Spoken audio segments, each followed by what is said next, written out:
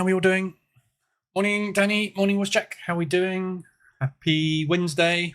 Sorry, I'm just I'm trying to figure this stupid system out in this prop firm software. I just want to hit the sell button. Yeah, why can't I hit sell? God, this thing is awful. It's the worst software I've ever had. I can sell it now, but if I want to use a stop loss, oh, there we go. I want to use no. Why risk 400? That'll do. Missed it now. I just wanted to take one quick trade at the open, and it takes you 6 hours to figure out how to use the software to make an order. It just won't let you trade. Right, okay, so I'm going to try and take an ORB on this. I'm so close to passing this evaluation. I need one trade, basically, with 1.5R this morning just to get this over the line. I was going to go short straight away at the open because I think they're going to sell off hard today with what's going on with Trump. And it wouldn't let me press the button. So, yeah, here we go. Anyway, morning. God, I hate prop firms. Right, so just a quick recap of yesterday, watching the open. Market basically was phenomenal yesterday. Did 7.5 grand yesterday. Best, I think it's the best day I've had ever, really. Not ever, but I mean the best day with ORB anyway. Every single instrument yesterday broke clean and went straight to target and didn't stop. So Trump yesterday announced, obviously, that he's given Russia 10 days to sort out Ukraine. Otherwise, he's going to put sanctions on Russian oil. Oil price obviously went through the roof, which is fantastic because I'm long on oil.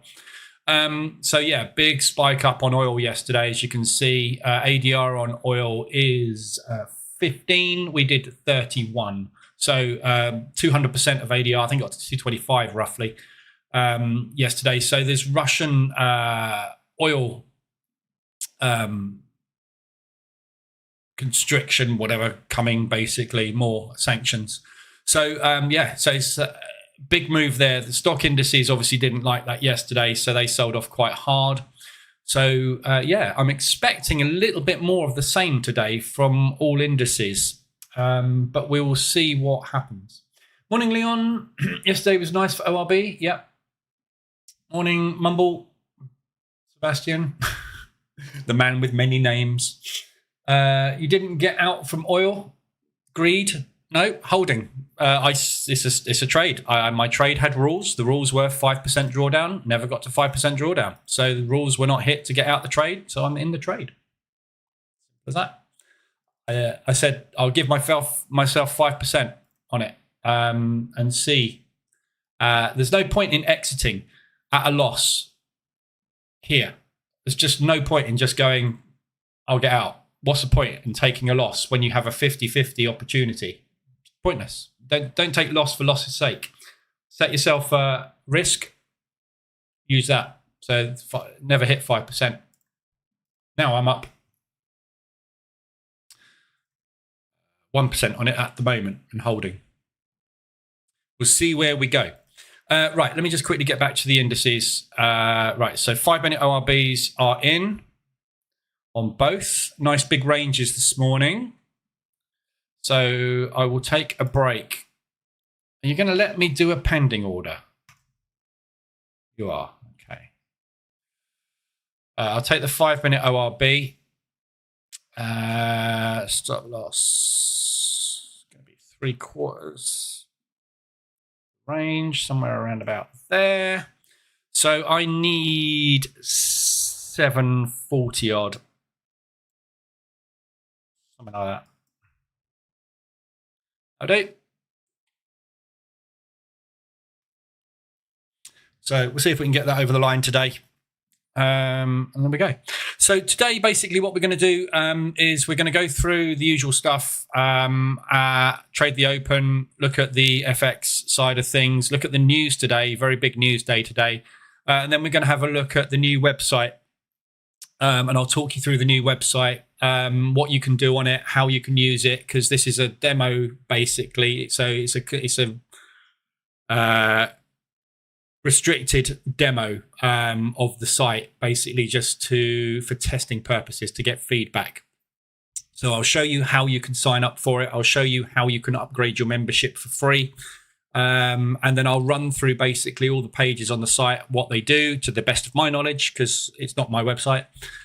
So I'll go through what I know. And then basically you can go and have a play with it. And they want feedback. So we'll go through all that this morning.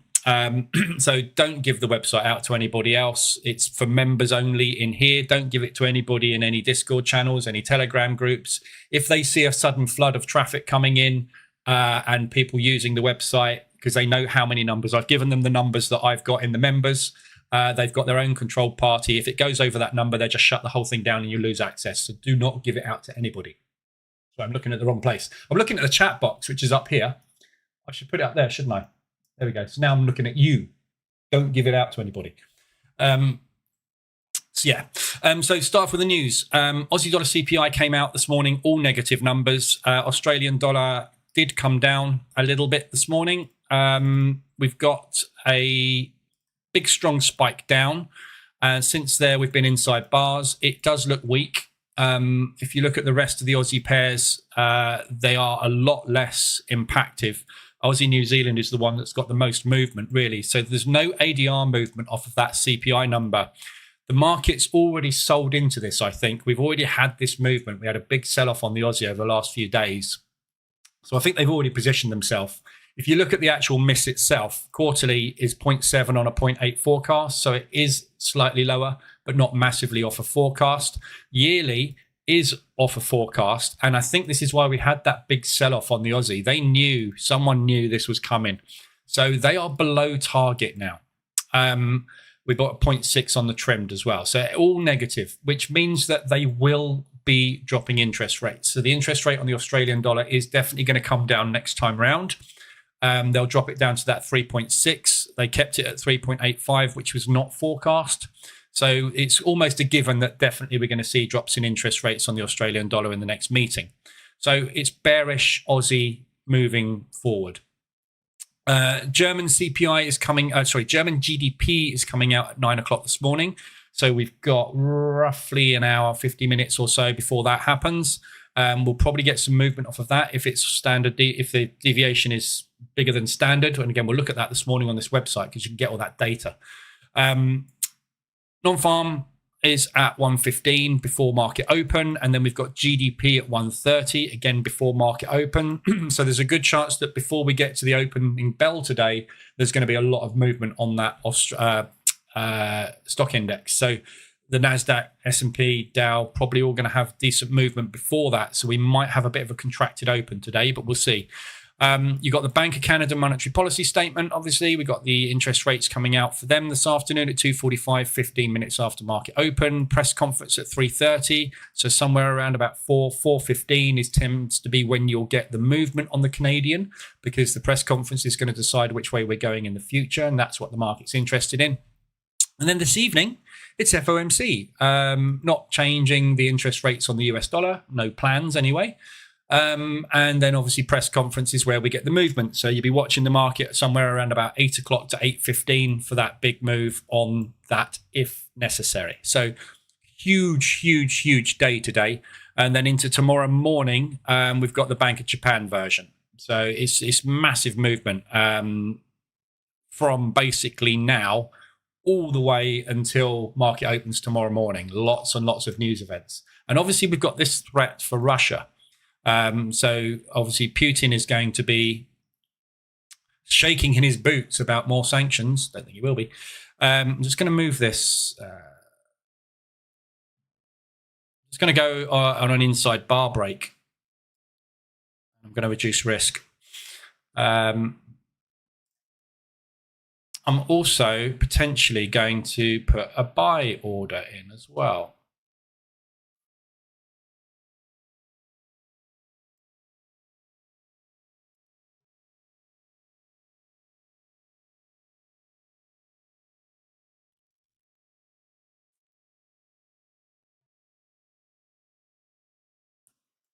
Because we might be going long. Just getting ready to put it in. the market just to see if we can get a long break out of that inside bar.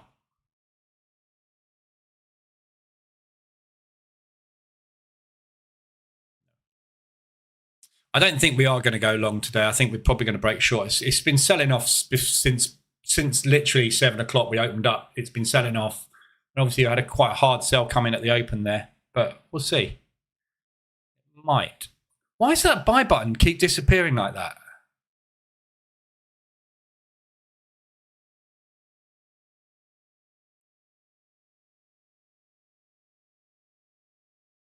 Is this because you can't have a pending? Is it because of this risk? I don't think you're allowed to have a pending order and get ready to place an order at the same time within a margin. Look at my margin level. Oh, okay, right. I see now. Look, they're saying I've got a margin usage. I haven't got any orders in the market. I've got a pending order. They're using pending orders for margin. No one does that. Means you can't place pending orders. You can't place breakout orders because you use up margin. Not impressed with this firm at all. Anyway, so no breaks so far. Oh, sorry, I have got a break. I'm short on the FTSE. Right, so that's your news today. Obviously, overnight news. Trade deal with Canada and the US will be reached. That came out last night. So there's a little bit of progress there.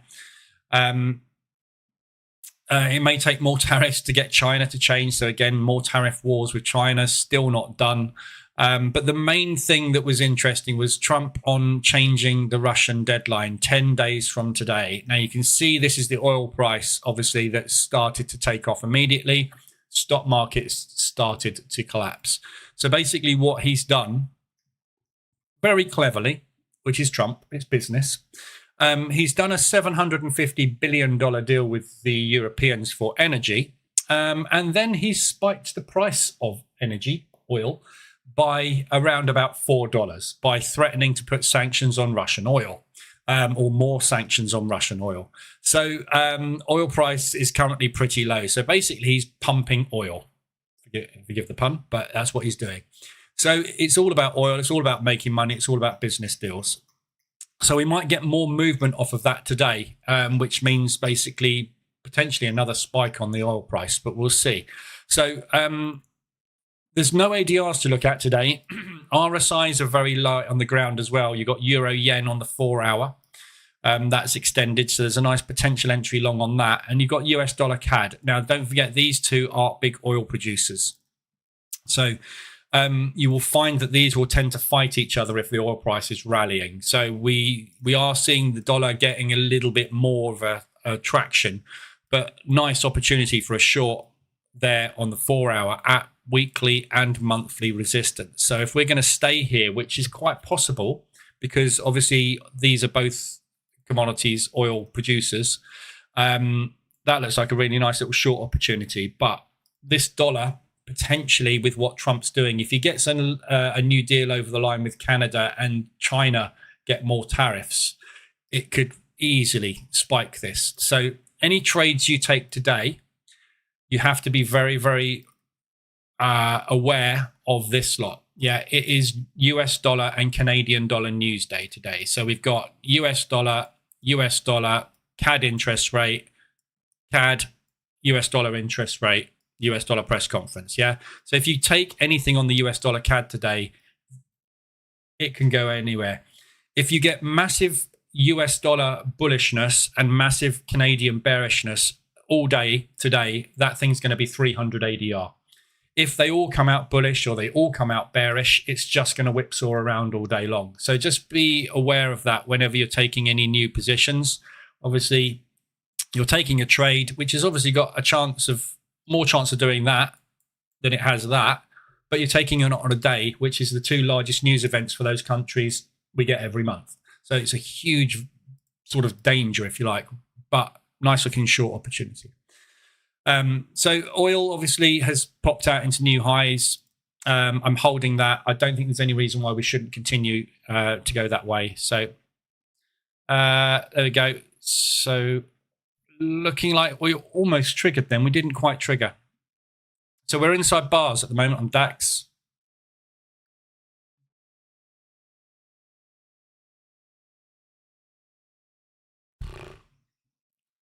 Doesn't really want to go anywhere, does it?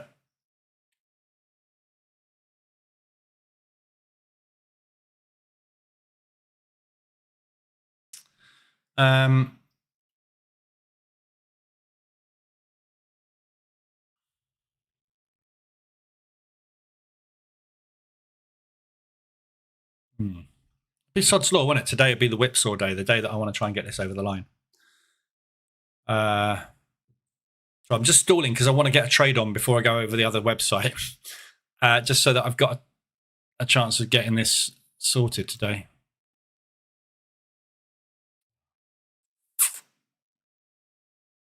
I'm going to leave that short break in place and forget about a long. See if we can go short. I'll leave that for the minute. Right, so that's your news. Obviously, just be very, very careful today. It's a massive day. We've got all sorts of stuff going on. So it's going to be a volatile one. So we will have a look at this afternoon when I'm on at 2:30. Obviously, I'll be here after this. So you want to be aware of what's going on there. And then we'll be trading for the Canadian rate. So there's good chance of some movement there. If you've got any CAD exposure on at all, I've got longs on the CAD at the moment in the form of Euro CAD short. It's worth having a look at potentially taking some profit. So if you've got any profit on the table on Canadian or US at all, bear in mind that when that Canadian rate comes out later and the press conference happens, that will either get way bigger or it will disappear. So the options you have are to take that off the table. I'll probably leave that on, but you could take that off as well.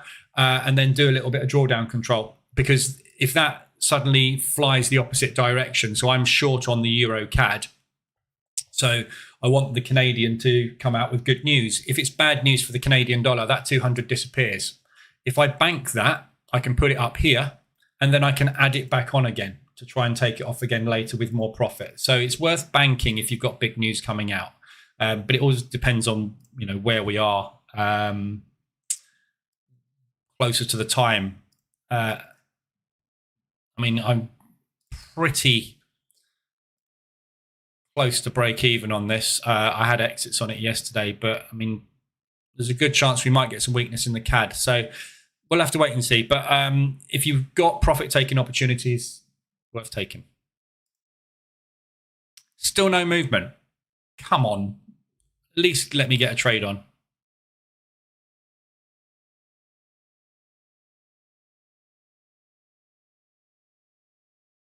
Looking bearish, but not going anywhere, is it? Right. Okay, so let's have a look at this new website. So basically, this is just a project that I've been working on with some guys. The reason they got me involved, I know them from, I've known them for years. They're both traders. And what they do is, one of them is an ex-banker who is, he just trades stock indices, basically. And the other is a guy that I was also in a mentorship group with. And they've basically put together a site, which is just an information website at the moment, but it's going to be much more than that, hopefully. That's what we're planning. When the next level of development comes out. So at the moment, what they've done is they've put together a sort of portal, if you like, which just gives information which is useful for traders. So it's very similar. And one of the reasons they got me involved is it's very similar to what I built myself, which is the scorecarding system with sentiment information, COT data, all that sort of stuff. But they've incorporated AI into it. It's much more advanced than what I had, and it's more about fundamentals. One of them obviously is a banker. So he pays massive attention to fundamentals. He's used to scorecarding systems, all that sort of stuff. The other is just a trader. So there's an analysis section in there. I've been working on lots of different bits and pieces, kind of advising them from basically what I built. And I got dragged into the coding side of things for the EA development, because obviously that's what I do, a lot of EA development programming. So I've been instrumental in a few little bits and pieces of it, but It's not my idea. It's not my site. So I'm not really involved in the guidance of what it does. So what they want to do is dump a load of people on it and get them using it. First of all, to find out what the bugs are and report them. And secondly, to say it would be great if it did this. So it's an opportunity to get functionality built, if you like, that you would want to see. So I'll go through what it does at the moment, what their plans are, but their plans will change dependent on what the feedback is. At the moment, it's very, very simple. It doesn't do a massive amount, but it gives you quite a lot of information. So we'll go through it and have a look at it. Do you know what the pricing would be? Yeah, pricing, we'll have a look at that. It's all on there. Okay, so this is the site. Forget all this here. This landing page is dummy data. It's just basically there to get them up and running. Might have to hide myself because I don't know whether I'm going to be in front of things. But anyway, so basically, there's a load of information here, which is just the home page. It's a landing page. You can go find out more, that sort of stuff. But kind of ignore it because I think a lot of this is dummy data. It's not real. Most of it is, but it's basically, I think, been AI generated. So what you're going to be able to do is you can click the Get Started Free button anywhere you want to, which will take you to here. And then basically you can sign up. So if you just basically put your name in, obviously, I'm going to use another address. Put password in. Yeah. So this is the website's called EdgeStat Pro. Let me put that in the here. Put that in the chat. Don't go and sign up now because I'm obviously going to go through it, but there's your link. Okay. So you just create an account basically like that. Oh dear, here we go. Password is known to be weak. Oh, okay. Hang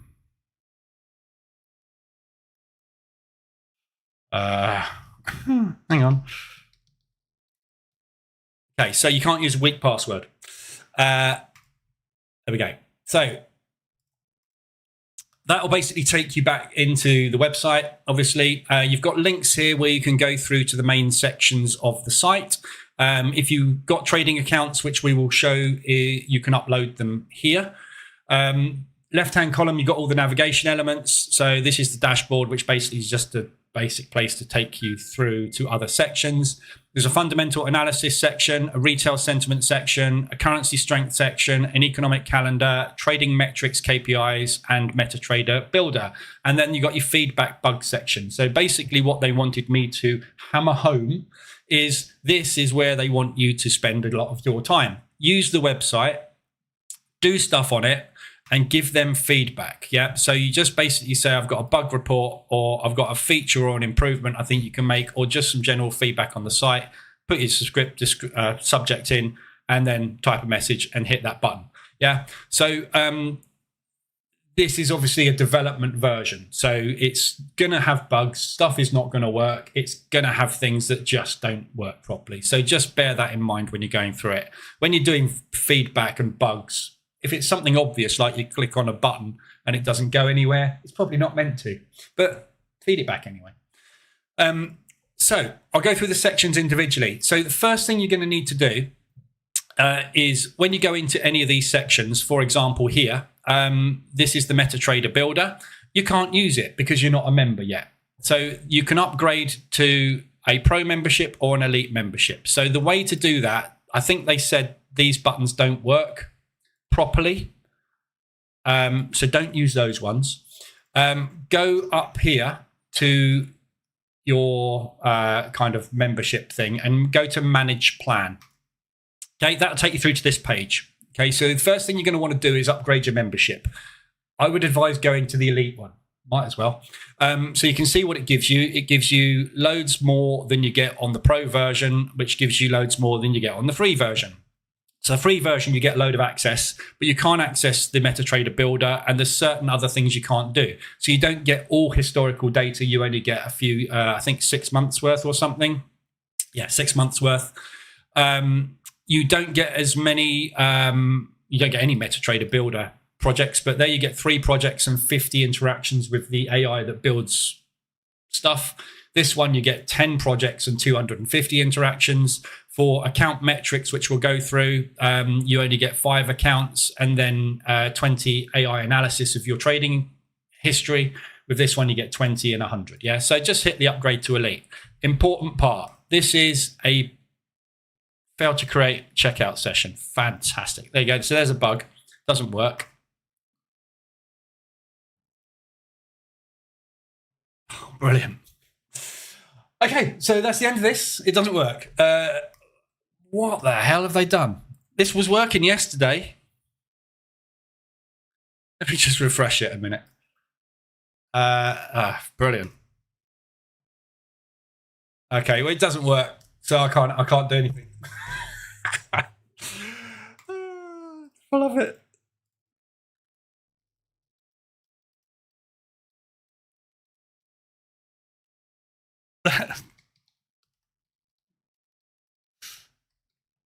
Right, okay. Send feedback. Let's see if this works. Ta-da! Feedback successfully sent. Right, let me just log out a minute because I've got another account I can log in with. And obviously we'll have to get this fixed before you can use it. So we sign out, sign back in over here.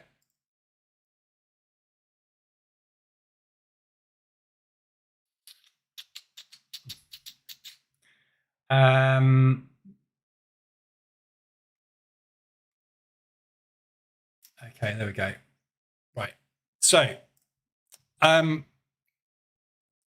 this basically is another account I've got, which is an elite membership. Okay, so when you go here normally, obviously you can upgrade. So there's my memberships. This is all the testing that I've been doing with them. But this is now an elite one. Okay, so I will obviously make sure they make that a priority, and I will let you know in the members group when they fix the checkout. God. So what you can do on the site. So when you are an elite member or a pro member, you have access to everything, and obviously you have a limited amount that you can do dependent on what your membership levels are. So fundamental analysis is the first section. So what this is basically a kind of scorecarding system where and it explains here how it basically does its calculations. But what it does is it looks at all of the historical news that has come out previously and it's kind of a recent analysis, and it will basically give each currency a score. So you can see obviously here, negative 1.9 for the Australian dollar because we've had CPI coming out and things. The dollar at the moment is showing as a negative. Now, I'm not 100% sold on the algorithm that they're using here, but what this is designed to do is to give you an idea of directional bias.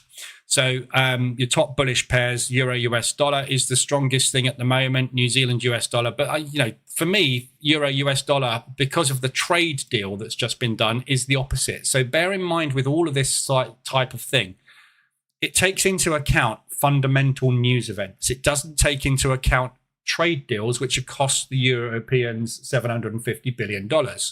Yeah. So fundamentally, the euro is stronger than the dollar. But actually, it's not because of what's happened with this trade deal. So, this is the problem with scorecarding.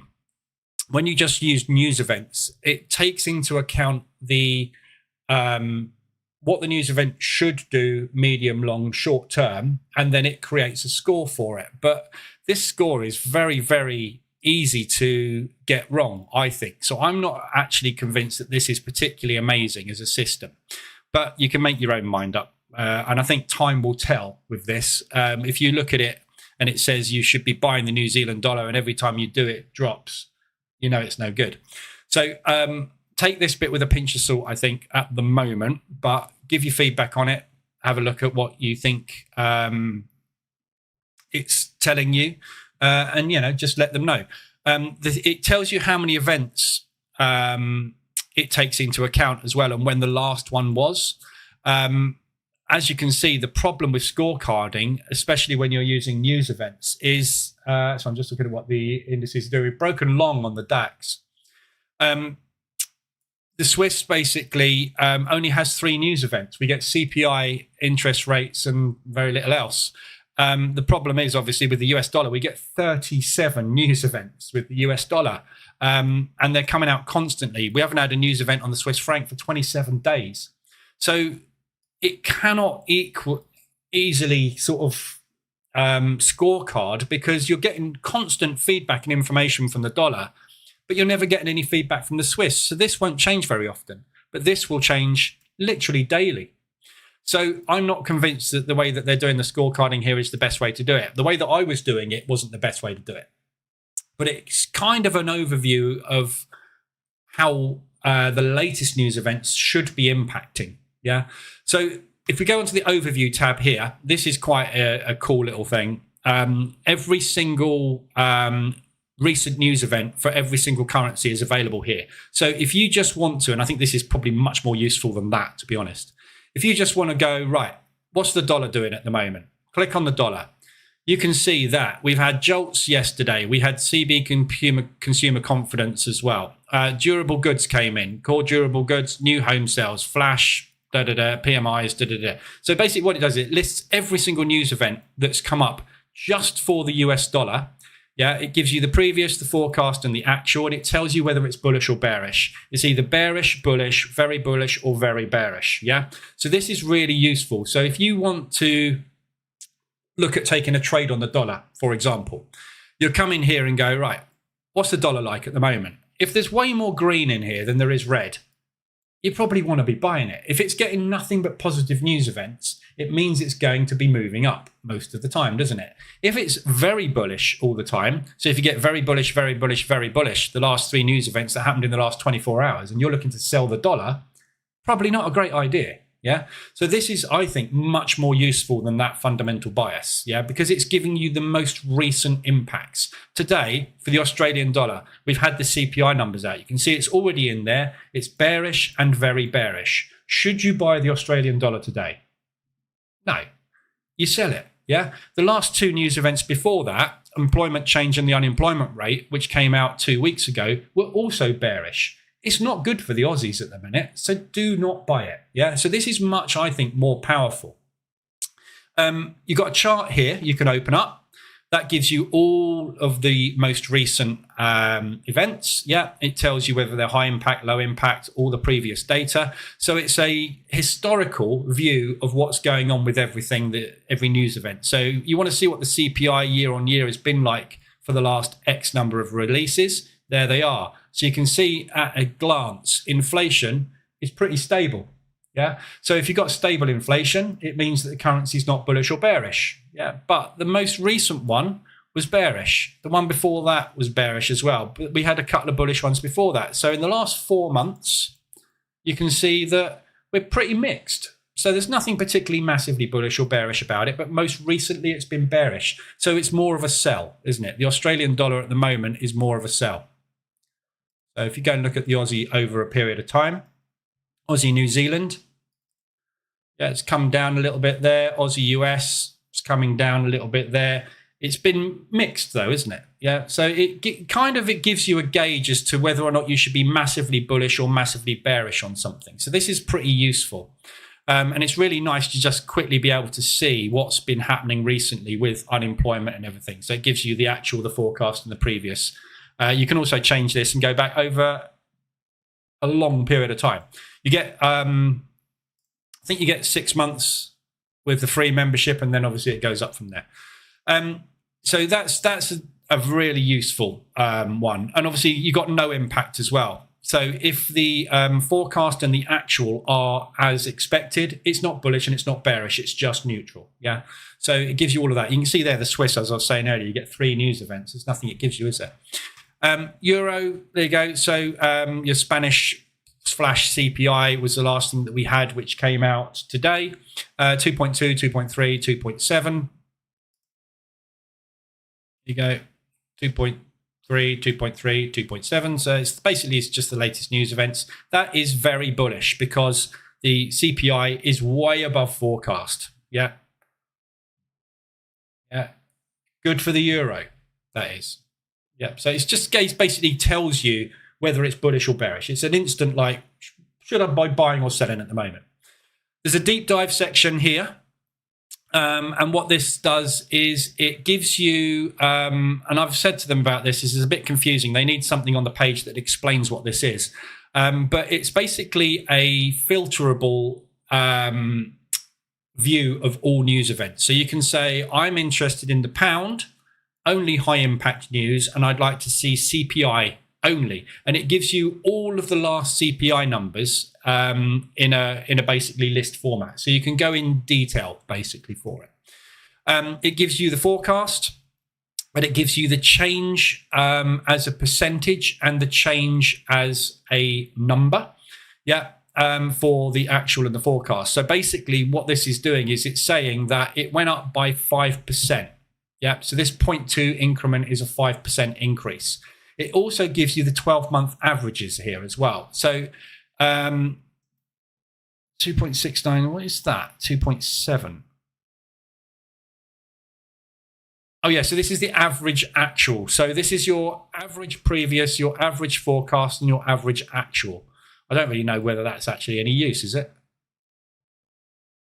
mean, that's probably something I would put on the feedback forms and say, well, what's the point in that? But anyway, it's saying on average, over the last 12 months, the CPI actual has come out at 2.7. So this is your long-running average. So you can see we are way above average at the moment. The last CPI number, actual figure, is way above the average. Yeah, massively bullish for the pound. I think that's kind of what it's trying to tell you.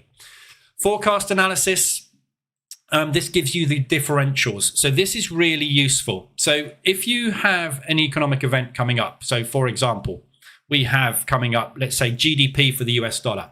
What we can do is we can look up GDP for the US dollar. Let's just go GDP. There we go. And what it will do is it tells you what the average differential is and the biggest negative differential and the biggest positive differential. So when you're looking at impact on news events, this GDP figure, yeah, what we're expecting today is a number to come out. And if it is above 0.3 or below 0.3, that is going to have a massive impact, right? So when you're looking at Forex Factory and when this release comes out, we are at a 2.5 forecast. So if the differential that comes out today is 2.8 above or below, that will be the biggest differential on the quarterly GDP figure we've ever had on the dollar in the last year. So it's giving you the last 4 events. So it looks at the last 12 months. So if you get a figure above 0.3, what you can do is say, I'm expecting a massive move, right? So you can watch this figure come out this afternoon on the GDP. And if that comes out at 2.8 or 2.9, or it comes out at 2.2 or 2.1, you just hit the sell button or the buy button, because the chances are that is going to absolutely take off. Your average differential on GDP is 0.025. So what it's saying is, on average, it hardly ever moves. So this is really useful for any news events that are coming up. So you can look up, on average, it's probably not a good idea. Let's look at the CPI, actually, the yearly CPI for the Australian dollar. That'd be probably a good one to look at. You've got quarterly GDP. So there isn't a biggest positive because it's just been negative all the time. But your biggest negative differential is 0.2. So if we look at what we got today on that quarterly, it's 0.1. Yeah. So we were forecasting a 0.8. We got given a 0.7. If that came out as a 0.6, that would be equal to the biggest differential we've ever had we've had in the last year on the Australian dollar. So what this is doing is you're looking at this and saying, right, when the news comes out, if it's worse than that, we're going to get a big shift. Yeah, because this is what the market is expecting on average. This is the worst the market's seen. If it's bigger than that, it's like an earthquake. Yeah. So this is a really useful little tool here, this forecast analysis, because it allows you to basically look at what the expected ranges are for every news event. So for unemployment, it's the biggest it's ever gone up or been different to the forecast is 68. The biggest down it's ever had is 83. If it comes out 100 up or down, thing's going to take off. Yeah. So it's a way that you can react quickly. It's more for scalpers. And this is reason this is here is because one of the guys is a scalper, basically, and he trades news events. But he trades based on differentials, and this is why this is here. It's a really useful tool in the fact that on average, we would expect it to go up or down around about 8. If it's bigger than 8, you're probably going to get a bit of a movement. If it gets anywhere near these levels, it's going to take off. So that's what he looks at.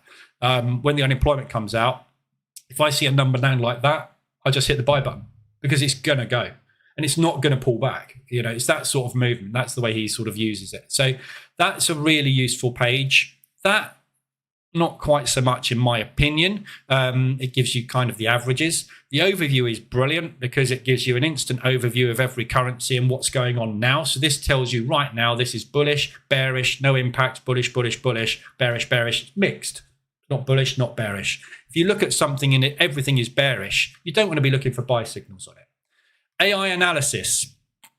What this does is it gives you an overview every day of what's going on. So this is a market overview. So you can come in and read this every day. I think it's generated in the mornings, here you go, 6 o'clock. So a couple of hours before the market opens, what it does is it analyzes all of the most recent news events that it's found for fundamentals, and it summarizes the entire market for you. It's really useful. I've been using this every day and reading it, and it's really interesting because you see how it changes on a day-by-day basis. So basically, it's saying at the moment, obviously, economic data, recent economic releases over the past 10 days have presented mixed yet revealing landscape across major economies. The United States durable goods orders. So it goes through all the news that's happened in the last 10 days, summarizes it, and it gives you what it's expecting to happen. It also, which is really handy, gives you what it's expecting for every individual currency. So what this does, as you can see with the dollar here, it analyzes these key events. It shows you what the risks are to the US dollar, and it gives you an overview of the dollar.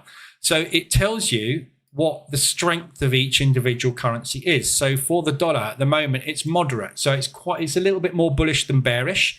The confidence figure, they did explain to me how this works. I've completely forgotten.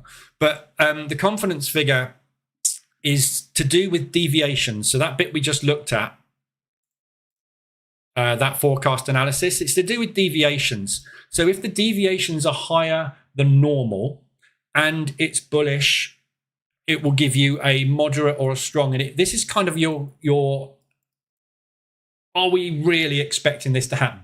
Think what was that TV show, Billions, where Axe would say to his people, how sure are you? And they would say, I am not unsure, basically, which means I'm pretty confident, but obviously it may not happen.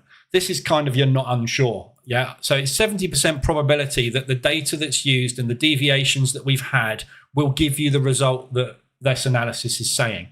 And it gives you basically kind of an overview of every single currency. Yeah. So it tells you when it was last updated. This will be to do with the date of the last news event. So when there is a new news event hits, it will say, right, we're bullish now because of that news event. So the European, we haven't had a news event since the 28th.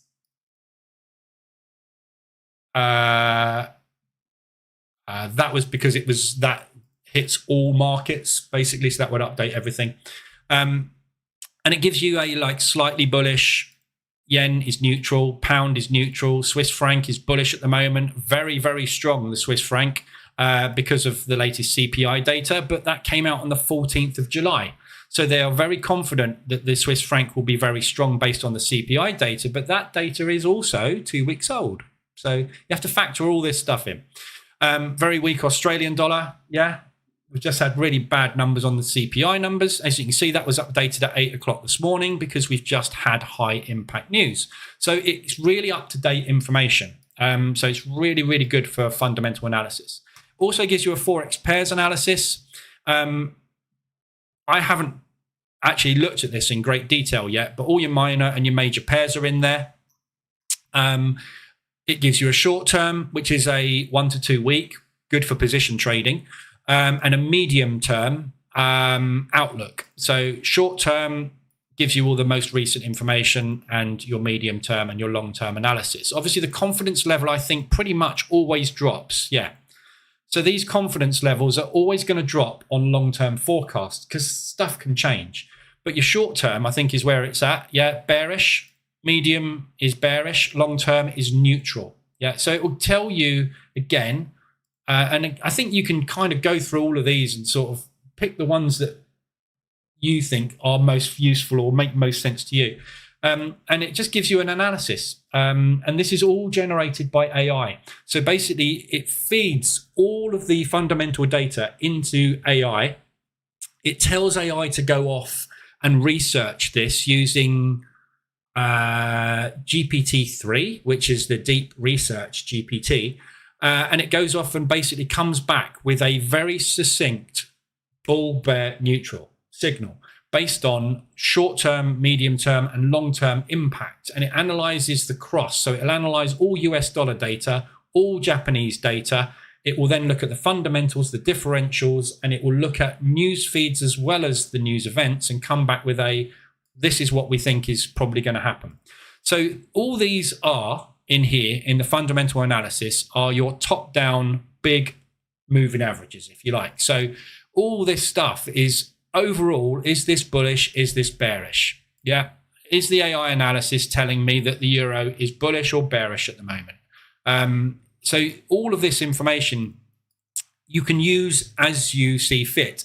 There's no signals here. It's rough information about fundamentals, but bear in mind these change all the time. This is the problem with fundamentals.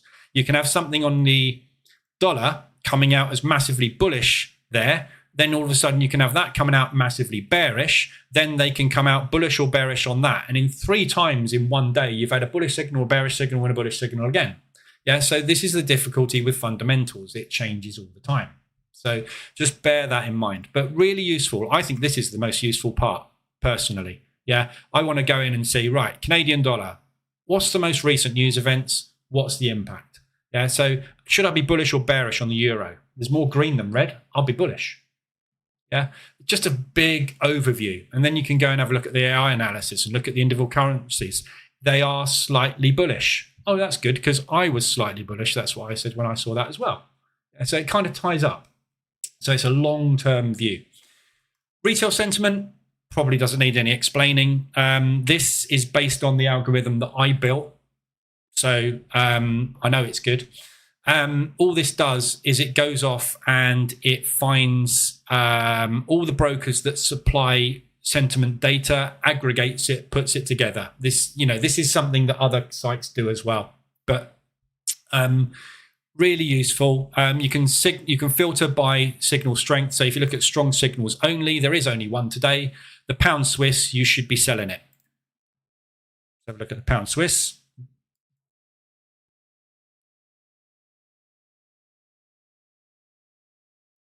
So it's not gone anywhere yet today. But overall, the sentiment is the majority of the market are long on the pound Swiss. So the way that you read sentiment data is if 91% of the market is long, they're usually wrong, aren't they? So you go the other way. That's literally what it is. There's no timing signals here. Again, it's a case of the market is long, so you should be short, basically. That's all it is. You can have medium and strong. So New Zealand dollar, US dollar, obviously very much the same. It's a medium sell because it's 85%. If you have an elite account, you can also change these signal thresholds. So you can say my strong buys, I want to be 95, not 90. And my mediums, I want to be 85.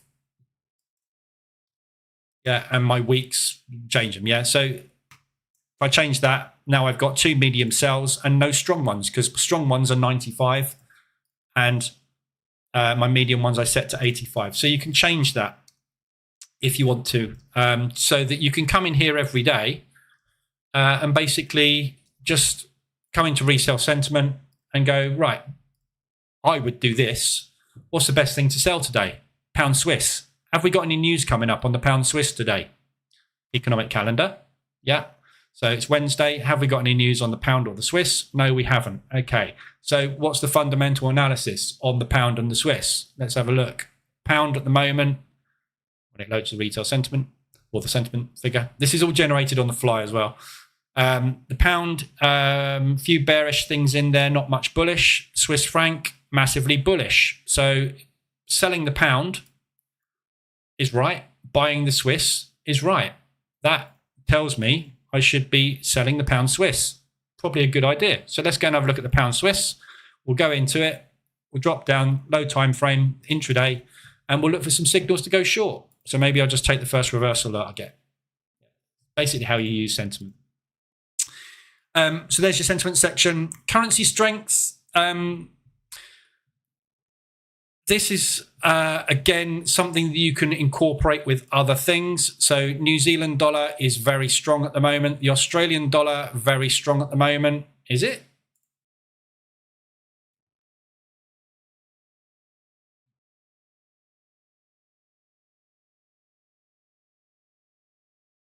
No, it's not. It's very weak at the moment. That's not working properly, is it? When was that updated? 8:45. I would question that. We just had news event. Let's have a look. Australian dollar.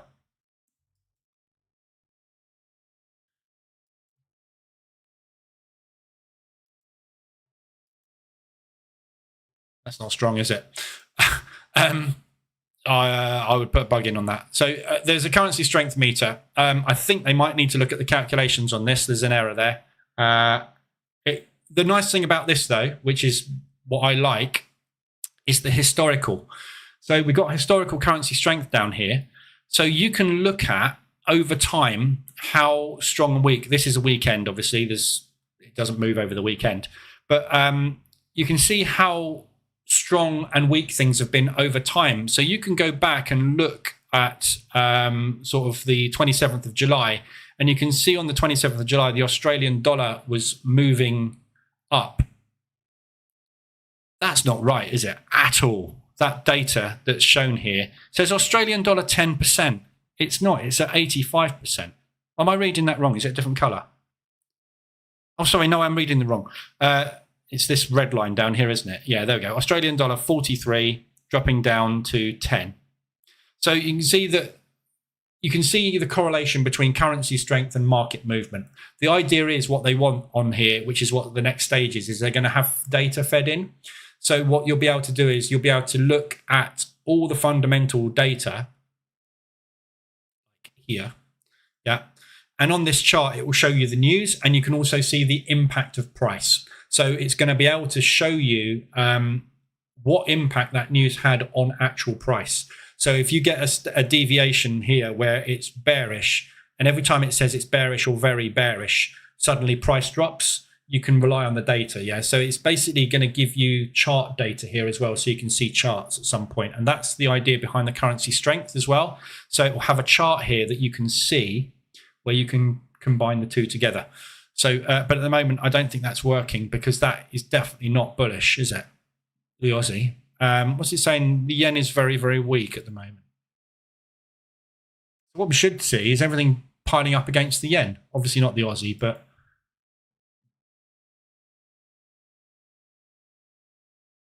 it's bullish. This is updated every 15 minutes, so I'm not convinced on that. I've never used this anyway. Currency strength, I think, is a load of rubbish because all currency strength does is it tells you what you see on your chart. Yeah, if this was right, which I don't think it is, if the New Zealand dollar currency strength meter shows that it's been going up, your chart will have gone up. I think this is the most useless thing on the planet, currency strength, and I have told them this. If we look at the financial juice, here you go. There's a currency strength chart there. The yen, very, very strong at the moment. What do you think's happened to all yen pairs? Yeah. So if you go back over time until midnight, until current, you will have found all yen pairs have dropped. Yeah. I don't need this to tell me that. I can see it on my chart. Look. Yeah. The yen's going to be, everything's going to be dropping against the yen because the yen is strong.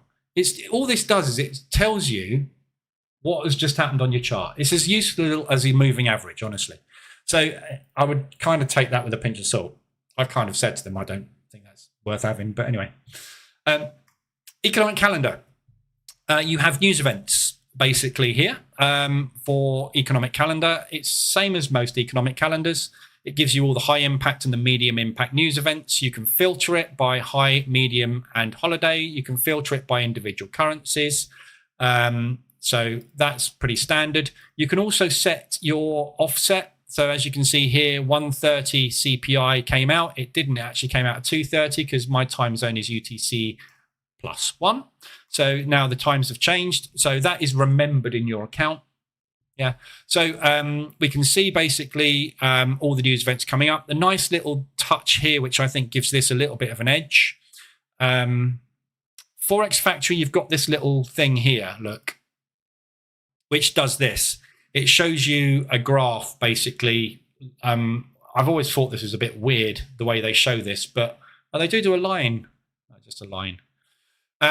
So basically that works that way. This one is a little bit nicer in the fact that basically you can drop this down and look at last historical data for preliminary GDP.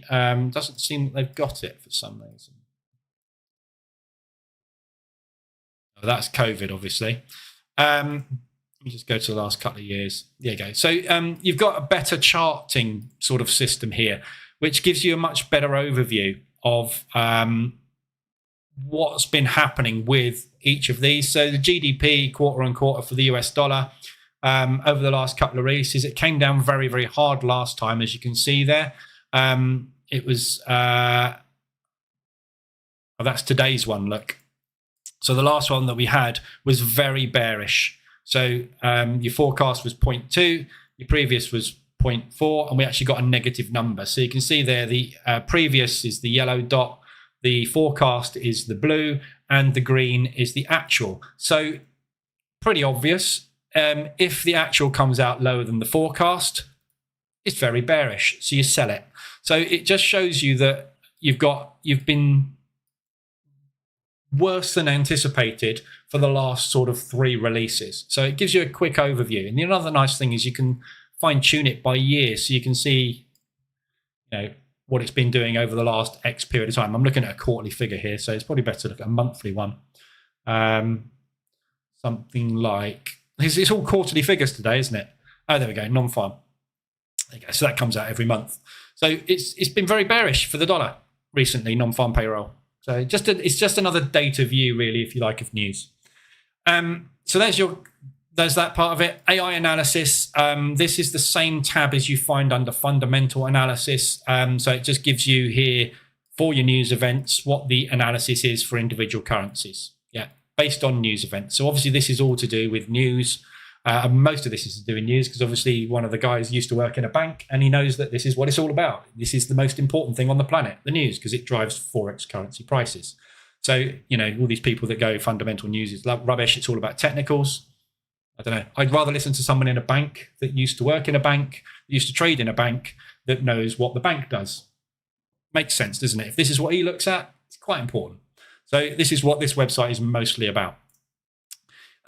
So there's your economics there. So for me, this is the most important bit, the fundamental analysis side.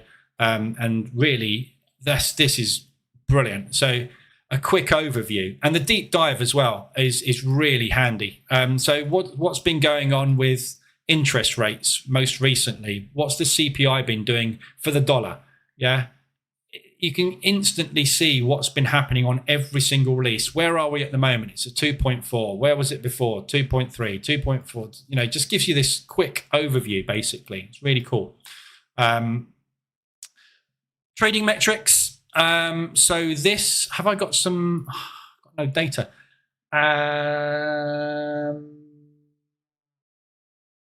So what I'll do, I'll run you through how this works.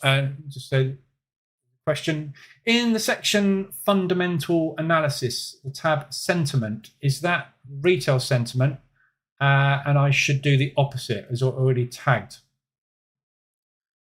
The fundamental analysis sentiment tab, there isn't one.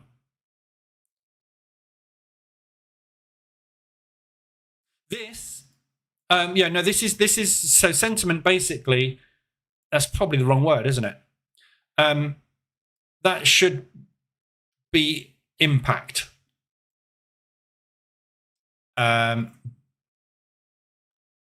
Yeah, that should be that should really say impact. So this is what the impact is expected to be on the currency. So that news event there means it should go down. Yeah. So the CPI number, yeah, was forecast to be 0.7. It came out at 0.6. When CPI goes down, inflation drops, interest rates tend to be bearish, which is why that gives you a bearish signal. Yeah. So this is basically saying you should be selling it or buying it, which is why I love this tab. So like when you come into the Australian dollar, this is telling you that, you know, all this is all the medium and high impact news events that really drives currency price. So the last 5 news events we've had from the 17th of July to the 30th of July for the Australian dollar have either been bearish or very bearish. This should be obvious that you don't buy the Australian dollar at the moment because it's getting nothing but bad news. If it's bad news, it comes down. Yeah. And this is really, really useful data because you can see at a glance, like, how's the euro doing at the moment? Well, the last news event we had came out, which was very, very bullish. But that was only a medium impact news event. It was the Spanish CPI. Before that, we had the IFO business climate, which again is a medium impact, and that was bearish. The main financing rate, the interest rate, didn't change. So there's no impact there. Then the PMIs were bullish, more PMIs bullish there, but then you get bearish PMIs. So it's mixed. So it's neutral. And then when you go in to look at the AI analysis for the euro, yeah, it's neutral. There's no massively bullish impact. There's no massively bearish impact. The overview on it is it's mixed data. So mixed data means there's no directional bias. If everything was coming out as bullish or everything was coming out as bearish for the last 5 or 6 releases, you'd have that sort of signal here. Yeah. So Australian dollar, yeah, we just looked at the Aussie dollar. Bearish, bearish, bearish, bearish, bearish. AI analysis for the Australian dollar. Why is that in that order? I suppose it's popularity of currency, maybe. I don't know. It's bearish. Yeah, it's very, very weak. And we are very confident in that because it's nothing but bad news. So we do not want to be buying the Australian dollar at the moment. Yeah, this is where this is. I think this section here, forgetting this bit, I mean, it's massively bearish. But I mean, forgetting this bit, this, not so much that, but that and that, I think these are the key areas on this website which give you the most information. If that ties up with retail sentiment, brilliant. Currency strength, not so much. It's just really good for analysis. You know, this is what it's all about. Let me just do this bit. Trading metrics. So on here, there's no accounts set up at the moment. So what I'm going to do is go to Accounts tab. Now, what they've done is they've put together a Trade Explorer system. So it will analyze your trading history for you. And this is, I think, really brilliant. I don't think anybody else is doing it in this way. But there's 2 ways you can connect an account. You can either connect directly to your MT4 or MT5 account. So basically, you would just generate an API key, which it will give you there, and you can copy that. I won't show you what it is, but you can copy it. And then you can download an EA for MetaTrader 4 or for MetaTrader 5. And I have it running on here. Yeah. And see, it says it's called EdgeStat Data Sync. You click that and you enter in your ID and you enter in your API key. I don't care if people have this because it's help them. But you enter in your user ID and your API key in here, which is these bits here. Yeah. User ID and your API key, which you can just copy. And then what it will do is it will feed directly into your trading account. So what I'll do is, I won't do that one, but that's the first way you can link your account. Gives you setup instructions here. The second way you can link your account is you can import your MT4 history. So you can export from your account history. Yeah, go to terminal, account history, right click, save as detailed report. So let's go into this account. Go into account history, right click, save as detailed report, detailed statement, bang, done. So you basically just export a report from your account. Then you choose the file. I'll do this one. Yeah, processing done, import successful, imported 97 trades from MT4. And now you'll see that here on my connected trading accounts, I've got my trading account. I can change the name of it and the broker name, etc. in there. But basically now when you go to your overview and select your account, no closed trades found to display equity curve. There are loads of them. Okay, that's a problem. That's a bug. £1 million P&L. That's a bug. Okay, so there's some bugs. This was working the other day as well. But basically what it will do is it will give you your equity curve when it's working. There's a lot of bugs in this at the minute, obviously. They've been playing around with this a lot over the last few days, trying to rush it together. It's not working. So win rate is not 100%, obviously. So it's interesting, it doesn't work now. So you can select buy and sell trades only. You can filter by time, and it will give you an equity curve there, and it will give you all the main key statistics.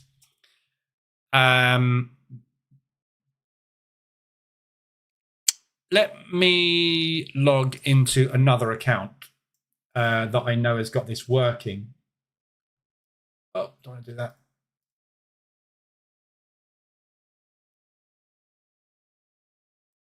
Oh, this has got it's got some work to do, isn't it? Trading metrics. There we go. So that's what it should give you: a portfolio view and obviously individual accounts. These are, it's just a demo account. That's an index trading account. It gives you your win rate, your balance, your P&L, how many trades you've taken, win runs, losing streaks, risk reward ratios, average loss, average profit, all the usual data that you would tend to see on an account. You can look at all the individual trades. It gives you all the information about those, what you've been trading. This is the really good bit, symbol analysis. At a glance, you can see what's working, what's not. FTSE, shouldn't be trading it. Yeah. You've made loads of loss on the FTSE. Yeah. You've taken 151 trades and made a 9.6K loss. Stop trading the FTSE. Yeah. Really, really useful. So for your own account analysis, any system or strategy you're using, you upload each account or you link each account with that EA and it will feed all the data in here. When you look at the symbol analysis, it will tell you what's working, what's not for you, what your strike rates are, what your average profits, losses are, your profit factor, all that information. It gives you time analysis, month by month P&L, P&L by hour, P&L by weekday, P&L duration. And it gives you a monthly performance overview, month by month, to see how profitable you are. It's really good information, really nice and easily laid out. This is the bit that's a little bit more interesting. AI insights. You can generate AI analysis of your trading accounts, again, when it's working. So it will give you your what it calls the primary insights, which is your biggest strengths, your biggest risks, and your next wins. So this is what you're doing well in your trading. This is what you're not doing well in your trading. And this is where you can improve, basically. Then it gives you a secondary element of those as well with a long-term goal. So, for example, biggest strength here, your best performing aspect is the NAS. You've achieved a win rate of 52% with a profit of 11K. Leverage this strength by focusing more trades on the NAS. So if you are really good at a specific symbol or your strategy works well on a specific symbol, trade it more because you're good at it, or enhance your risk on it. So if you normally risk 0.5% on everything, put 1% risk in the NAS because you're going to make more money doing that. Yeah. So it also tells you here that you should be trading it specifically between 9 and 6 when you see win rates of 75% and 71%.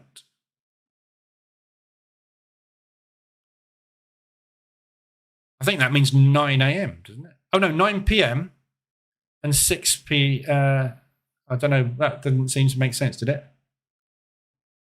Between best times of 21 and 6. Okay, so this is when you close your trades out. So the trades you close out at 9 o'clock at night, i.e. your runners, and the ones you close out quickly within the first hour and a half, because this is don't forget, this is a 16:30 open on the NASDAQ.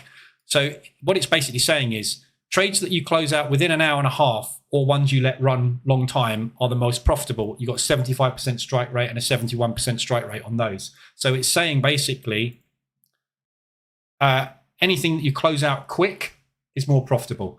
Yeah. So, and again, this is really good insight. So it's saying if you lose, obviously, if it doesn't work out, this is a breakout strategy. So this is obvious stuff, but it's saying basically if you close your trades out an hour and a half in, you're going to be more profitable. Your biggest risk lies in your tendency to increase lot sizes after losses. Risk management. Yeah. So I've got a loss recovery system on the ORBEA. It's identified that I keep increasing my risk when I lose. It's clever, isn't it? As across multiple singles, including the DAX and the Dow, this risky behavior has led to significant losses, with the FTSE suffering from a 32% win rate and a total loss of $9,000. It's crucial to implement a strict rule to avoid increasing position sizes after losing trades. Sorry, AI, I disagree with you. I've backtested it. It is an edge. But it's right in the fact that it doesn't know that we have a cap, right? So it's quite right to point that out, but equally, it doesn't know that I have a loss, a maximum risk cap, which means that we get to a certain point and we stop increasing our risk. Yeah, so it knows what it's talking about. Yeah, long on the DAX, we've already made a loss this morning on the FTSE. Haven't broken short on it yet though. Your next win: to achieve a quick win, focus on trading the Dow during your best times of 9 o'clock and 10 o'clock, holding till the end of the day, basically, is what it's saying. And you get 80% strike and 100% strike rate on that. So basically, if there's, I mean, that's pretty obvious. If there's a trade open at the end of the day, the EA closes it out, 100% strike rate. Set a target to execute at least 5 trades during these optimal hours. So it's saying to trade more during the times that you win. This is a really interesting part as well, individual symbol analysis. So it analyzes every single instrument that you trade, and it gives you your strengths, weaknesses, and opportunities. So it's a SWOT analysis, basically, of every symbol. So on the NAS, we've got a solid win rate and a good profit factor, and it tells you what times you should be trading at.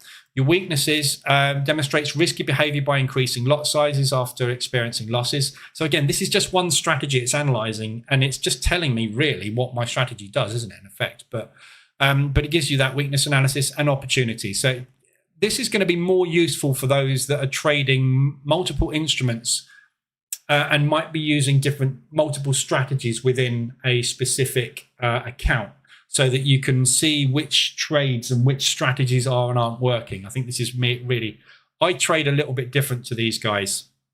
These guys are more discretionary traders. So this will identify for them, I think, a lot more where their strengths and weaknesses lies. I'm analyzing one strategy that does the same thing every day. So this is really just picking up what works and what doesn't work with the strategy. I kind of know that. I've done that already. But equally here, for every single symbol, the win rate is 52%, indicates slightly positive edge in trading the S&P, supported by a profit factor of 1.32, which shows an average profit from winning trades outweighs the average losses. The ability to achieve a maximum of 9 consecutive wins shows potential to capitalize, blah, blah, blah. So, it just gives you this basic overview. You can regenerate that. So what you can do is you can generate a new analysis up to, you can't see it, it's in the bottom left-hand corner. If I just move this up. Okay, you get 20 trading accounts on an elite, and you can do 100 analysis per month. So obviously, if you're using the EA and you're linking your account using the EA, this will be updating every hour. I think it's every hour. So you might want to generate a new analysis every day. So it's constantly updating and giving you new sort of guidance, if you like. And this is where you can see your accounts, obviously. So there's loads of accounts that I've got in there. So there's that's a position trading account. Shows you trades, symbol analysis. So again, really, I think this is probably the most useful part of this area. They're going to enhance this and add more to it over time. But, Euro New Zealand made a loss. New Zealand US made a loss. Yeah. If over a period of a year, these guys are still negative, I should stop trading them because it doesn't work. Either these symbols have fallen out of love with the strategy, or it just doesn't work on these symbols. So it just shows you where your strengths and your weaknesses lie. Swiss yen, most profitable thing at the moment, 41 trades, 51% win rate. This is a position trading account. These should be high, 100%, 80%, 70%. So this just shows me that I've done drawdown control on these two because I've had the squeezes. Perfectly right. Average profit, average loss. I think this is more for people that use stop loss based strategies. It will highlight areas where you're going right and wrong with stop loss based strategies. Position trading, I'm not sure it's actually that useful for, and obviously gives you a portfolio. You can't do AI analysis on portfolio, but it gives you an overall portfolio view. This will be all your accounts mashed in together. I don't know what that is. Some test account I've done.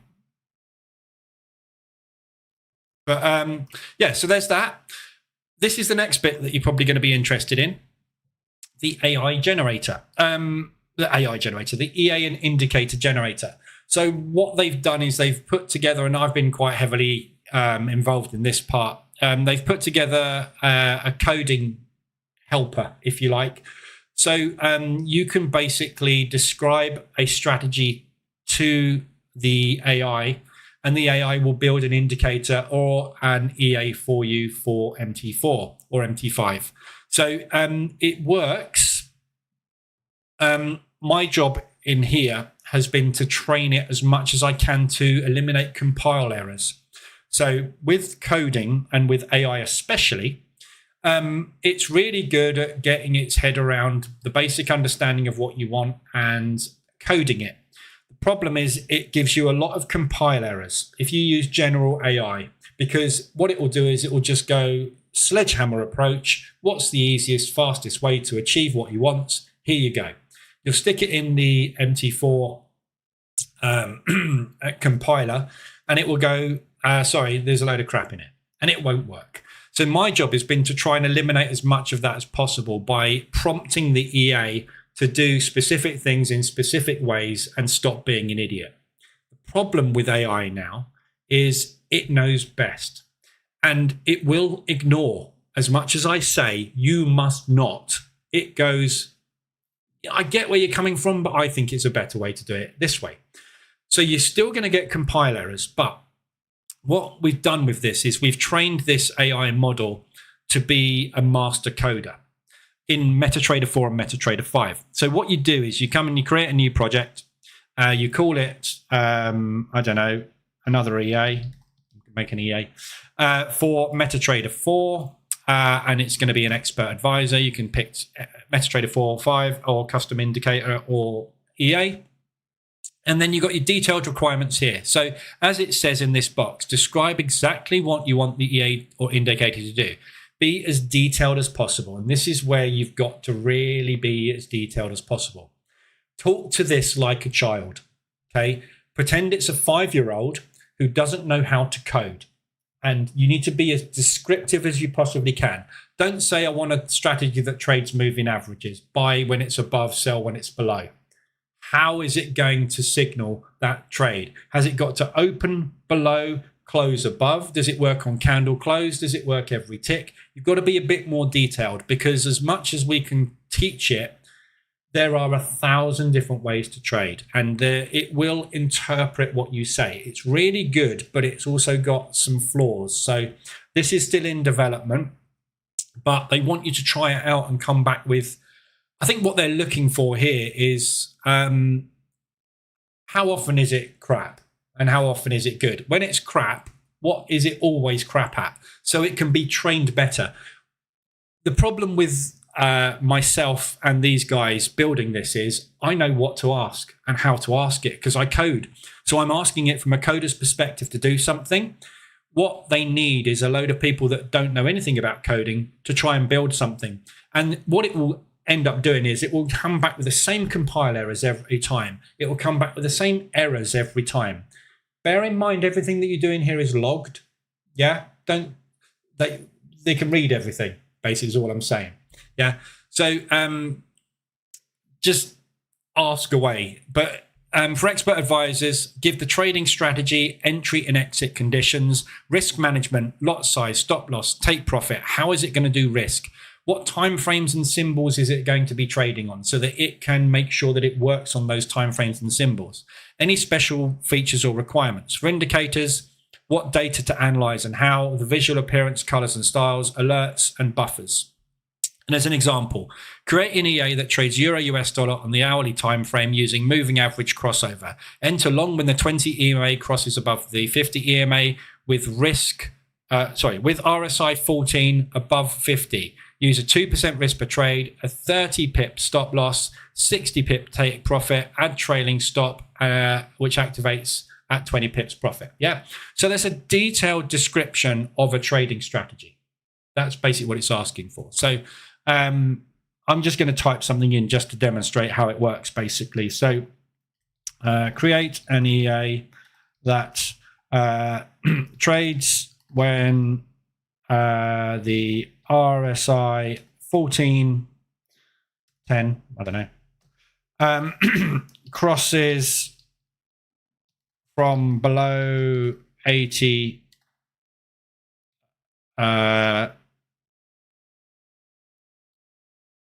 crosses from below 80 above 80. Is that the way I'm probably going to really confuse it. Crosses from below 80 to above 80.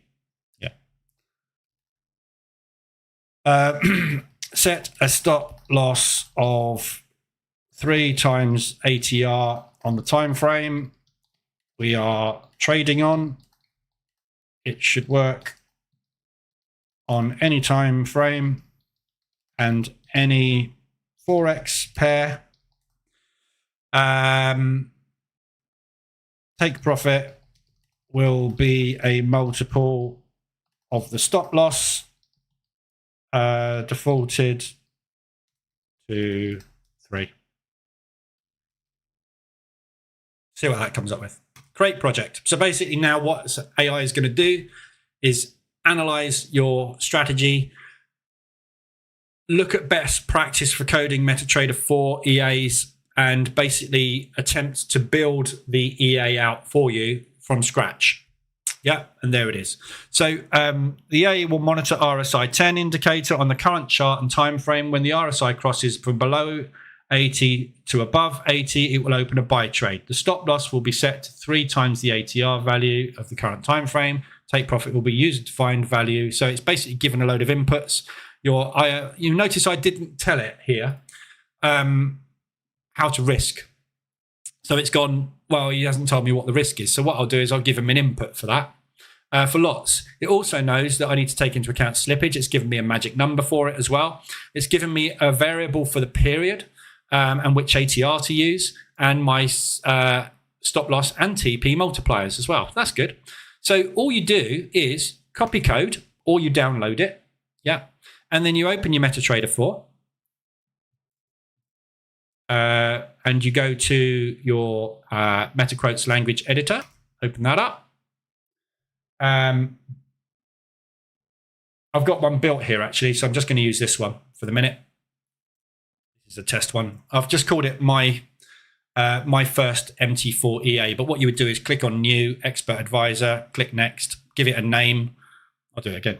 I'll do my second EA. There you go. Go next, finish. Right, and then you just copy, Control A, Control V, paste the code in. So this is the code that I've just downloaded. Yeah. And then you hit compile. Okay. And it compiled absolutely fine. So there's no errors. It would have errors down here if there was a problem. So then you can go basically into here. Let's go into the strategy tester. My second DA, there it is. Okay, and there's my inputs. There's my lots, my slippage, my magic number, RSI period. RSI, I'm going to stick that to 60. I just want to test it, trades basically. So when RSI 10 gets below 60 and crosses above, it will then take a trade. I'm going to use an ATR 14 and 3 times ATR 14 for my stop loss, and TP are the same. So let's make the TP 6, so 2R. Okay, we'll run it on the 15-minute time frame. Let's do it on Euro US dollar. That's probably going to need to generate a history file. So yeah, it's going to need to generate history. Let me just untick that, and then we can just use broker data, which will be faster.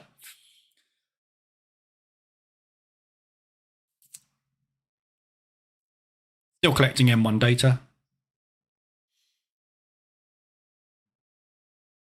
It's because I've asked it to go back ages. That was stupid. I've asked it to go back to 2021. I haven't got broker data back to 2021 with my broker. So it's just collecting data.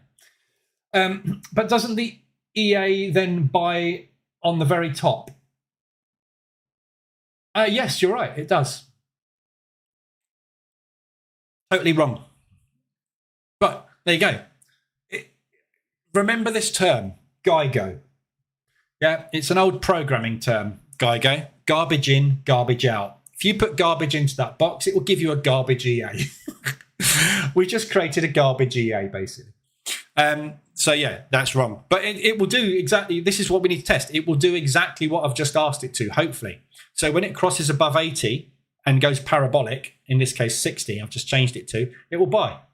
Now, one of the other things that you'll notice as well, we didn't give it a sell signal. We didn't tell it to go short at all. I said I want an EA that will buy when we go up from a low below to above an RSI level. This will not sell. Oh, it shouldn't do, because we haven't told it to. So you need to tell it how to work in both long and short. This is why I'm saying you've got to teach it like it's a 5-year-old kid. This shouldn't take any shorts, because we didn't tell it we wanted to go short. We told it we wanted to buy when it goes above an RSI level. Yeah. So it's, it might work out. It might be a good strategy. You never know. But so you've got to tell it. So let's just run this and just see what happens. There we go. So there's your, let me stick an RSI on there. RSI 10. I didn't tell it whether to use a medium, a close, or what. I'm assuming it's probably gone close. And we told it to go above 60, didn't we? So let's set the 60 level. There we go. So there we did just about close above, or we just moved above. Now, the other thing is we didn't tell it to close above. We told it to when it crosses above. Okay. So what this will be doing is it will be every single time the market ticks, if it opens below and closes and closes or ticks above, yeah, it will take a trade. So it's done exactly what we've asked it to do there. It did push up. Now, you can see it's not actually above there, but at some point during that candle, in that 15-minute candle, it would have been above there. So it's working on tick, not on candle close. So if we want this to work only if a candle closes above that level and it opens below that level, we need to tell it to do that. So you've got to be very specific. With the more detail you give it, the better your EA will be as to along the lines of what you want. So there we go. So we stopped out. Yeah. Now you notice it hasn't taken a short because we didn't tell it to take any shorts. We told it to take a trade if it goes above the 80 level. I switched to 60. So we'll wait for it to go above 60 again. There you go. Took a trade. Stop loss is 3 times and then 6 times. That looks like a big stop loss, big take profit. So I might have to check that calculation. There you go. Stopped out. There's another trade gone in there. Yeah, so it's doing exactly what I want. but it's not going short. So the next stage for you is when you've got your EA and your code here, you can copy and download the code. I would always recommend you download it every time. So just hit the download button and then save whatever it is, another EA it's called. So that's what that's called. But copy it and pasting it into your meta editor is the easiest, fastest thing to do. So we've got this thing working now, and it's like, okay, that's great. Thank you. You're an amazing AI. So basically, I'm saying here, okay, that's great. It does not take short trades, though. I want it to also go short when it trades below an RSI level 2, opposite to the buy trades. Okay, now it's thinking and it's going, okay, I didn't realize that. You didn't tell me that, you idiot. So I'll now build that into the EA for you. So you've got 107 lines of code here. Okay, so what it's doing in the background is it's recoding the EA and it's looking at what it needs to do now to make what you've just asked happen. The reason it takes a long time is because the way that it's been coded is it analyzes the entire EA as context, looks at what you've asked for, goes and researches best practice, and then comes back with the reprogrammed code. So now you can see we've jumped up to 150 lines of code generated at 932. So this is the new version of the EA. So it said the current code only checks RSI crossing above an RSI level, defaulted at 80, and opens a buy trade. To support short trades, we need to add logic to detect when the RSI from above to below. Here's the changes I've applied. I've added your logic for that. And I've allowed count open trades to count both buy and sell orders. So only one trade is open at a time. So this is where this exceeds most other AIs out there that I've used to try and do this sort of thing. We've taught it what a programmer, would put into this EA that AI probably wouldn't think of. So for me, this is an area that I've told it to do is count open orders. Because if you put this sort of conversation into a normal AI, what will happen is every time it moves above the 80 level, it will take a trade. And all of a sudden what you'll end up with is 50. If the market suddenly went like this at the 80 level, for example, or the 60 level or whatever, it would just take a trade every time that happens. You'd end up with 15 trades long, massively over leverage and blow the account instantly. Yeah. I know that you shouldn't do that. So I've taught it to implement things like this. Think about it. When you're doing this, we don't want to be taking 15 trades. We want one trade, either buy or long. We want to be in the market once. Now, if I want it to be in the market once short and once long, I can tell it. Yeah. But instantly what it will do is it will think a little bit more cleverly than most AIs, because we've trained this to be a MetaTrader 4 coder and an experienced trader. So it's cleverer, if you like. Yeah. So copy that code, come back over, paste that code in there, compile it. No compile errors. Brilliant. If you do get compile errors, what you can do is you can right click. So you would highlight them all. You shift and hold and press the mouse button to highlight all the lines. There'll be more lines in here. So let me just create a compile error. Bang, got compile errors. So what you would do, you've got 5 errors and 6 warnings. You would highlight that whole thing, copy, yeah, and then you would paste that in here and go, these are the compile errors I get. Yeah, and what it will do is it will analyze the code it's made, look at the errors, which are line numbers and character counts in. It will identify where all of the problems are, fix them for you, and give you back the fixed code. Yeah, so it's clever in that respect. Let me just undo that, because that isn't a compile error. Recompile it. That's all fine. So there's the EA recompiled. Come back into the strategy tester. Now in my inputs, I have a RSI level of 60 still. So it hasn't given me another RSI level because I didn't tell it to. So what it's going to do is it's going to buy when it goes above it, and then it will sell when it goes below it, but only if there's not a buy order on. So if we just take this now, it should be able to now take long and short orders. Collecting data. Okay, so what's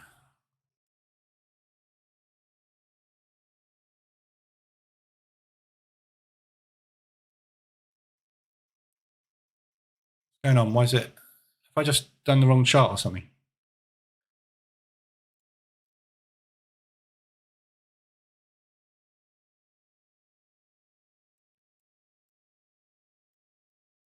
What's going on?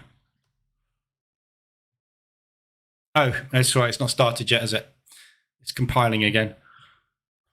I picked such a big data set. It'll think about that, and then it'll start.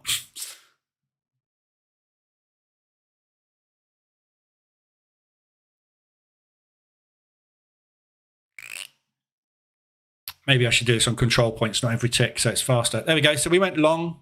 We went long again. We went long again.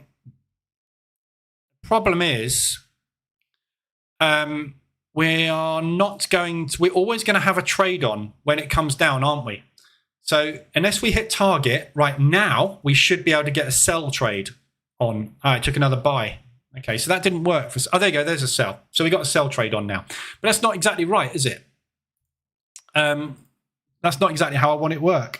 What I want is another input for RSI level that will be used for sell orders.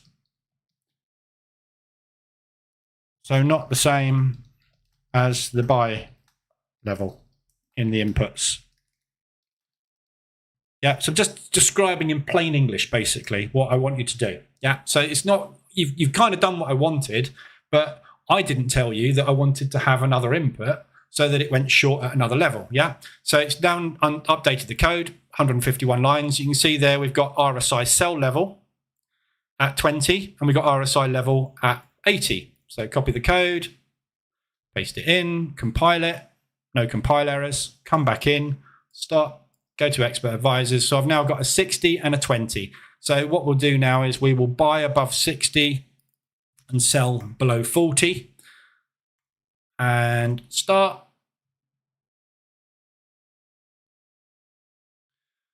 God, I forget how annoying it is not using tick data. I forget how it has to go through this recompilation of data thing every time. Takes ages, isn't it? Should have just generated a history file. Anyway, but you get the point. This is how it works. So it's obviously got that system where basically you can build EAs, you can build indicators. I've tried to build some very, very complex things with it, and it does work. But you have to be very descriptive. So there we go. We've gone short there. Let me just stick an RSI on.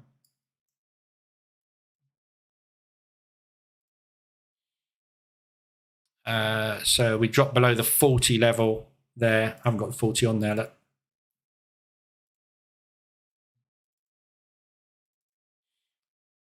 So there's your short signal. So it's selling. Obviously, we crossed above the 60 there, but obviously it didn't go long because it's got a short on, so it knows. There we go. So we've gone short.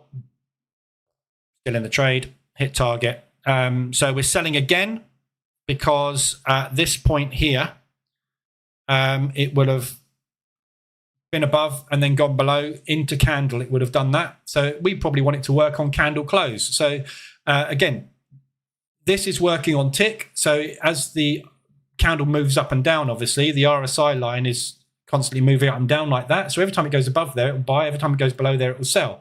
Now you can see that moving. Yeah, this is like the head of the snake. It will constantly move up and down. Yeah, it's constantly flickering as price is flickering because it's just doing what price is doing. So what we would probably want that to do is, okay, I want this to work slightly differently with entries. I want it to take trades when a candle opens below the RSI level and closes above for longs, and the opposite for shorts.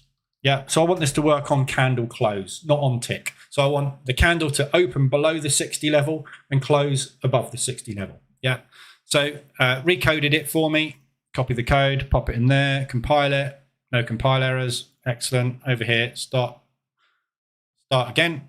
So what this should now do is work on candle close, not on tick.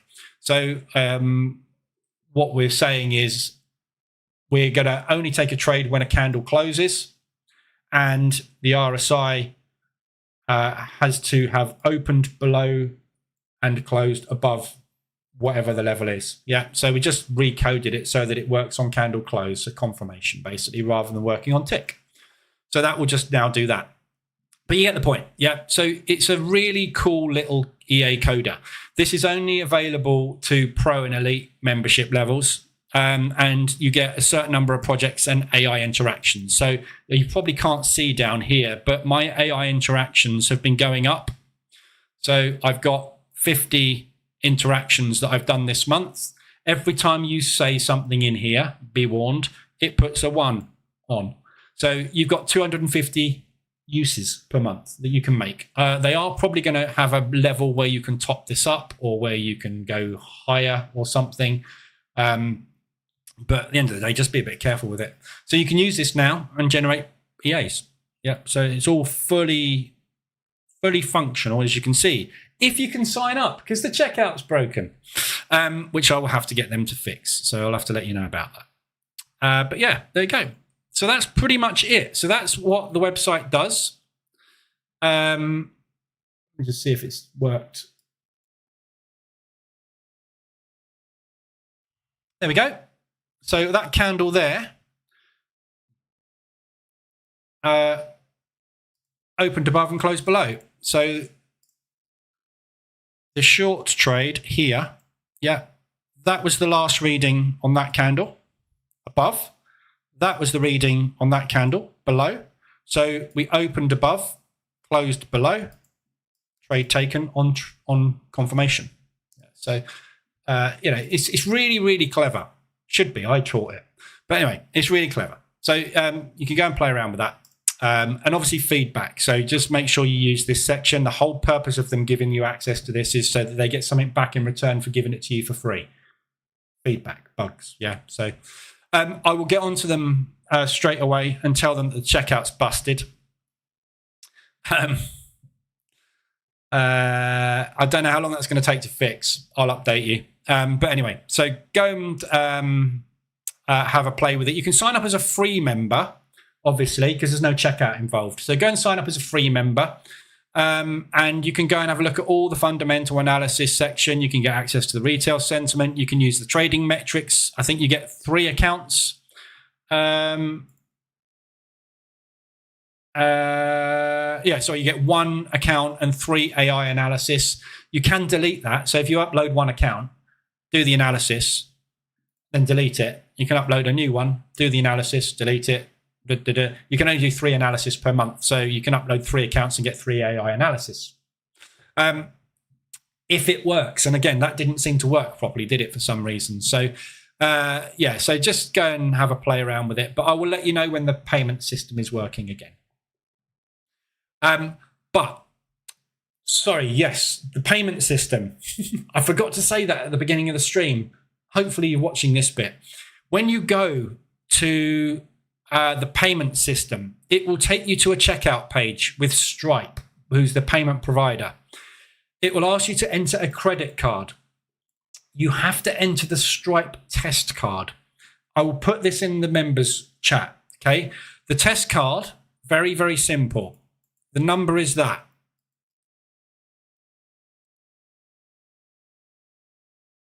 That's the credit card number. 42424242. Expiry date, anything you want. CV number, anything you want. Doesn't matter. Yeah. That has to obviously be in the future. So the card isn't expired. That can be made up, but the card number has to be that. Okay. So this is what they call the test card. You can use this card. It obviously is not a real card, but it simulates the checkout process as a successful payment. So you have to use that card. Okay. If you put your own card in, it won't work. Obviously, don't put your own card in because you wouldn't want to pay for something that is broken anyway. So just make sure you use that test card. Okay. So there you go. So I forgot to put that at the beginning. That was the whole point of this thing, was to tell you how to upgrade in the checkout, and that broke. And I completely forgot at that point that I needed to tell you what the card number was. So remember that bit, okay? So there you go. So that's everything you can do. Go and have a play around with it, and obviously see how far you get. Send the feedback, bugs. Obviously, there's stuff that doesn't work. When you upload an account, for some reason that equity curve isn't working, so there's stuff that needs fixing. It was working, as you can see, because I've got it, but this is what was uploaded before they've made changes. So they've obviously broken stuff as they've been going along, which they don't know about. So they need to be told of all of this stuff. So yeah, there you go. Have a play. Just quickly have a look at the indices. We're long on the DAX. Short break failed on the FTSE, so market's very quiet this morning. I haven't got that trade on, which is annoying. Do I really want to long the DAX today?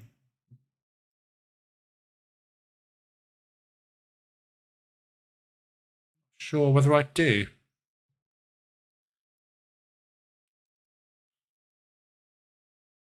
Although it's pushing up, I kind of want to short it. Anyway, we will see. It's not a bad little short if we get up there. So if we get up to this support,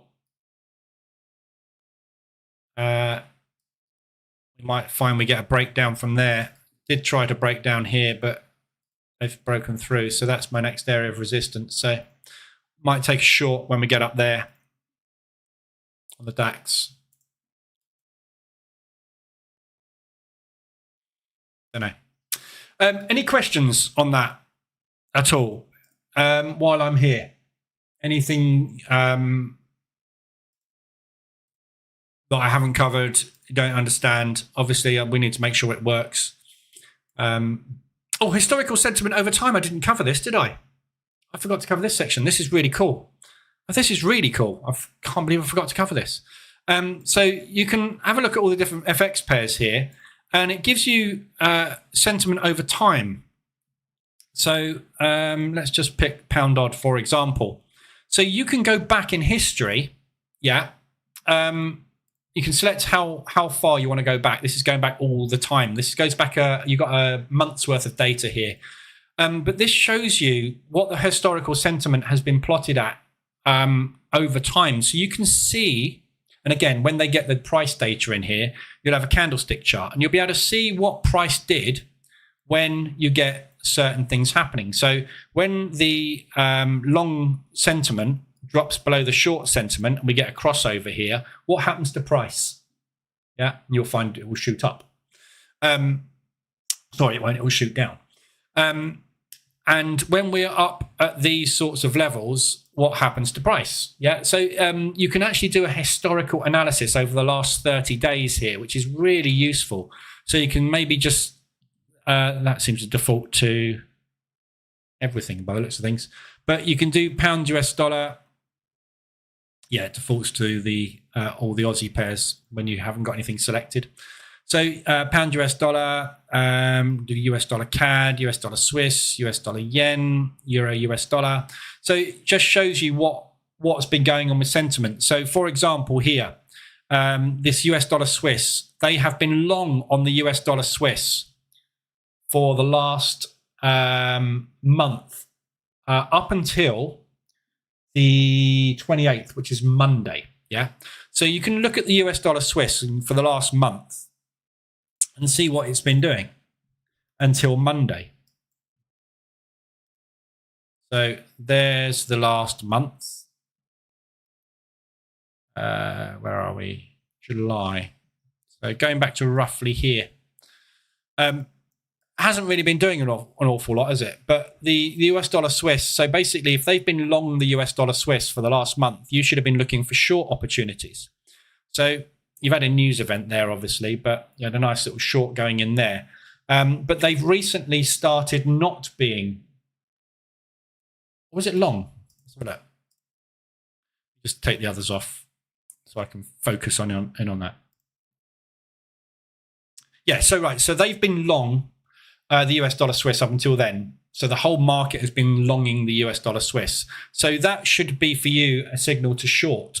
So you can see, obviously, it hasn't been going long. It's had a bit of a bull move on news. And here we have, but this is from the 28th, right? So what happened on the 28th here? The market suddenly stopped being long. That's when the market has now taken off. So it's doing the inverse to what that sentiment is.